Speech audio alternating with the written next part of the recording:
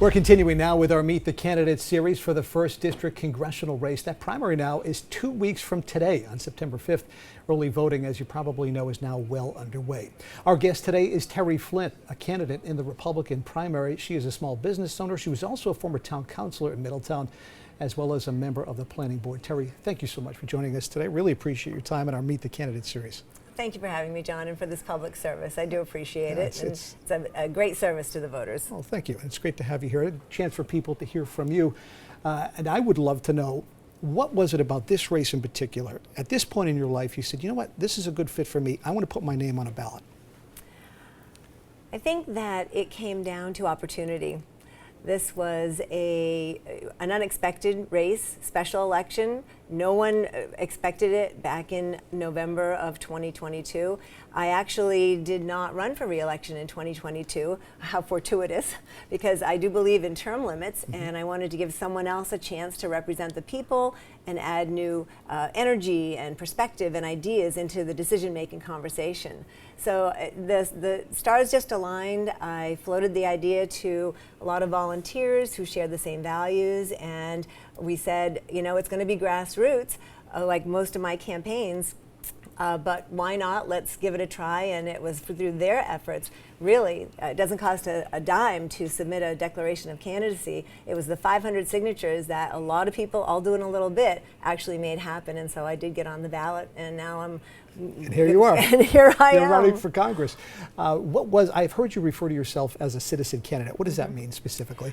Specifically, that means that I am more an average voter than a stereotypic politician. I am not an attorney. I'm not a CEO. I don't have hundreds and hundreds of thousands of dollars in a war chest.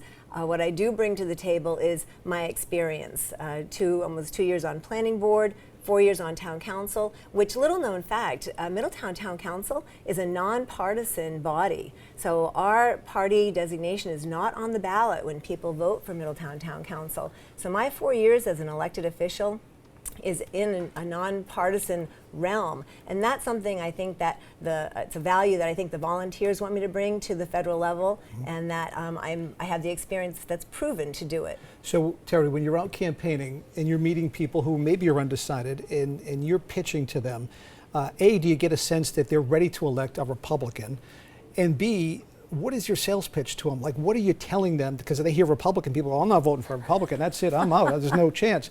But you say, well, I'm not what? I'm not a MAGA Republican. I'm not a crazy Republican. I'm a middle of the road Republican. What are you telling them?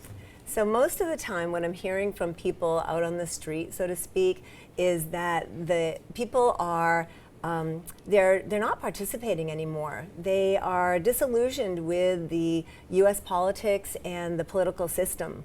They're not voting. They're not even registering to vote. How upsetting is that?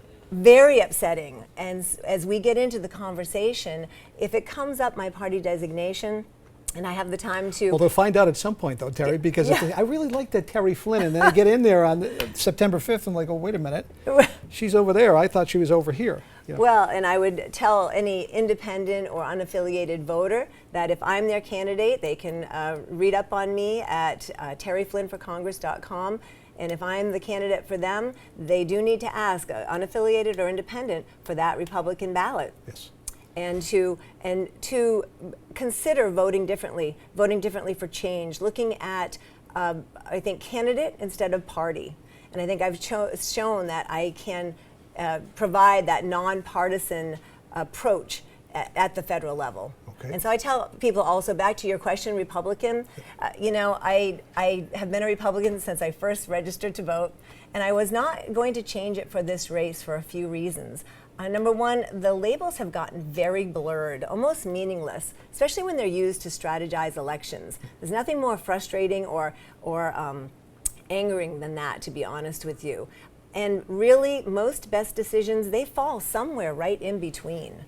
So it sounds to me, Terri, like you would want to move with a little I next to your name as opposed to an R. Well, actually, what I want is I want voters to look at the candidates, to be more deliberate in their voting.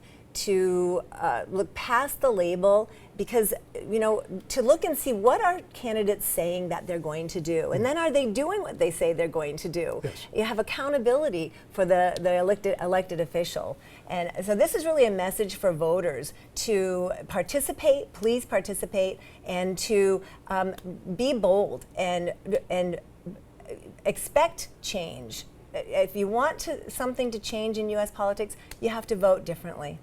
Okay, we have a little bit of time left. As you know, tomorrow night there is a first debate for the Republican nominees.